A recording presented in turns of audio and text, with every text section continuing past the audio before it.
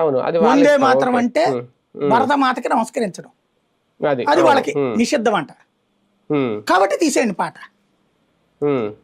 అంతే. అంటే ఇది మతానికి సంబంధం దాంట్లో ఏముంది? మందిరే మందిరే అని ఉంటది అనమాట.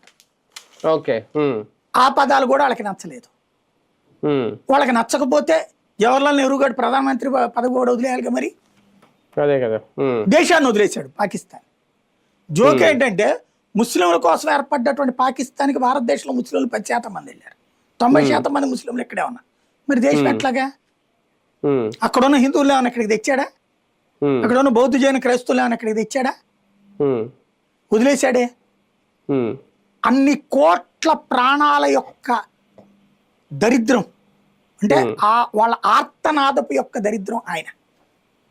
అంతమంది ప్రాణాలని బలి తీసుకున్న హంతకుడు ఆయన, ప్రత్యక్ష హంతకుడు జిన్నా అయితే పరోక్ష హంతకుడు నెహ్రూ.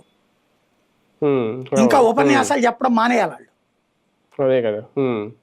కానీ పశ్చిమ బెంగాల్ ప్రజలను రెచ్చగొట్టడానికి ఇప్పుడు ఎన్నికల సందర్భంలో ఈ అంశాన్ని తెర మీదకి తీసుకొచ్చారా? ఇది ఒక రాజకీయమా బీజేపీ చేస్తుంది? అవగాహన రాహిత్యంతో కూడినటువంటి ప్రియాంక గాంధీ వాద్రాన్ని చూస్తే ప్యూర్ ఫెయిల్యూర్. వాళ్ళ ముత్తాత లాంటిదే, నెహ్రూ లాంటిదే.